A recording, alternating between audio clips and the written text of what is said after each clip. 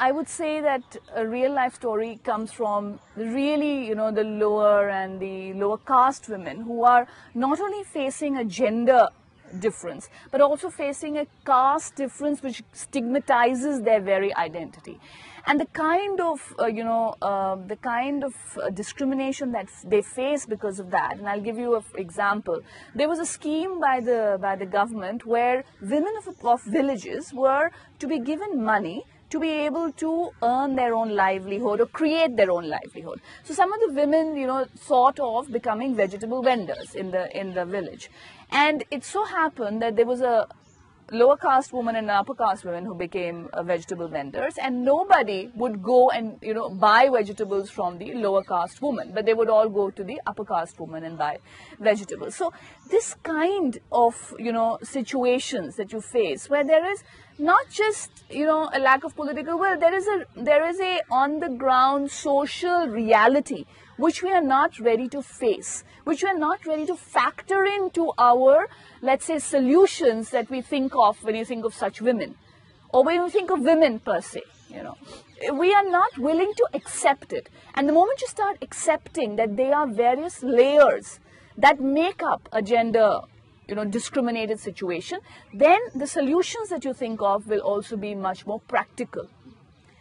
And just a kind of blanket provision, for every woman that we set up a school and all women will go to it, all girls will go to it, it's not going to solve the problem. You have to understand where these girls are coming from.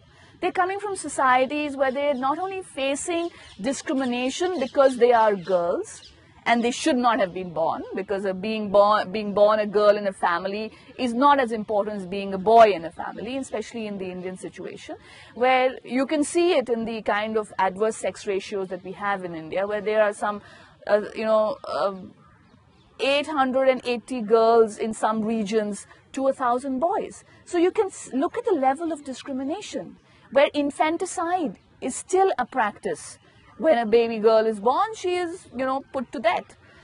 So I think somewhere when we look at the factors, we have to keep an eye on the challenges.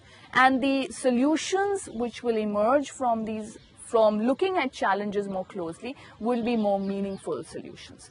The solutions today that we have in our society are much more to do with schemes for women or cash endowments for women. You have what they call the self-help groups. And these self-help groups, what do? They actually create groups of women, come together, and they, generate income for themselves. But often these self-help groups forget, or the people organizing these self-help groups forget, that there is a class and caste dynamic that they need to deal with also. And when they don't do that, a lot of time these self-help groups don't work out. So somewhere I think the solutions need to come much more from taking a closer look at the factors that are leading to discrimination of women, or leading to this inability to pull women out of their socio-economic situations.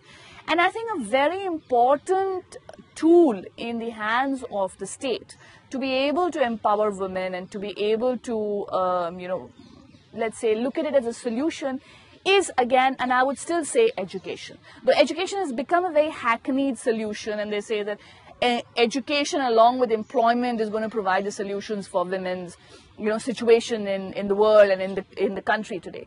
But I think education, not only the way it is today, it has to be quality education which trains women to be able to help themselves emerge out of these situations that they find themselves in. For example, a woman, if she's educated, should be able to move out of her village, find herself a job, and be able to earn an income for herself and her family if need be.